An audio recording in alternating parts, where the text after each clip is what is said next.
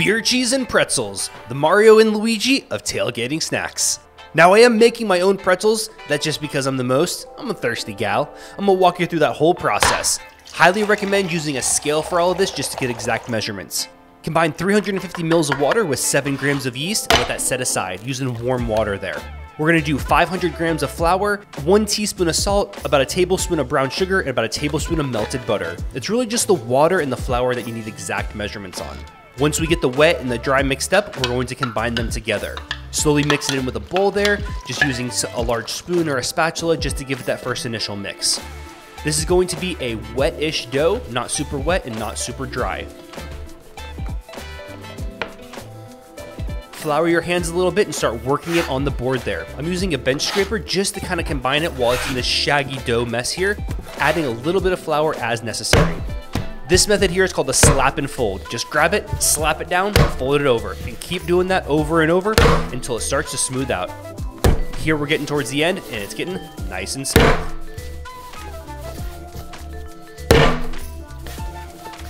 Put this into a bowl and cover it with a wet towel, let it set for about 15 minutes. Now we're gonna divide it.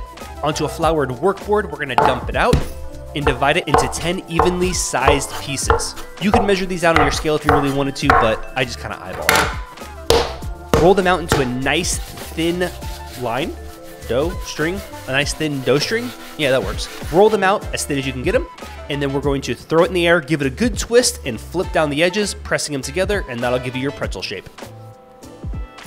Get them onto a parchment-lined baking sheet, and we're gonna combine half a cup of baking soda with a pot of boiling water. Boil these for 30 seconds. It's gonna give them that pretzel-like outside texture. Pull them out, and immediately when you pull them out, we're gonna hit them with some pretzel salt. This is kind of like kosher salt, but a little bit bigger. I ordered specifically pretzel salt because I'm a little weird like that, but you could just use kosher salt if you don't have it on hand.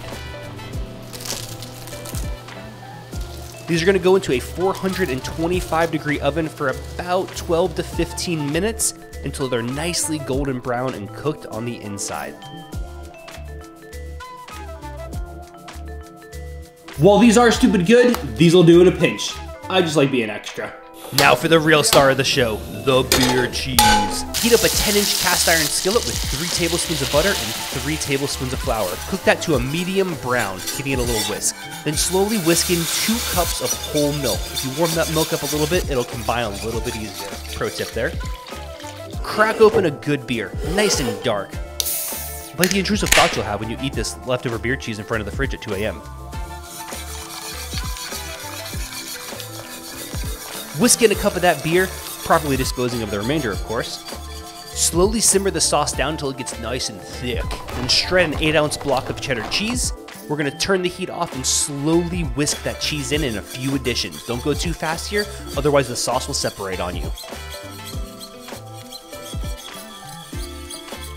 I like to add my seasoning right at the end so I can taste it. Salt, pepper, paprika, and a little onion powder. That's what I went with, but you make it your own. She is done. Pull her off the heat. Now be careful, she's gonna thicken up nicely on you once she cools down.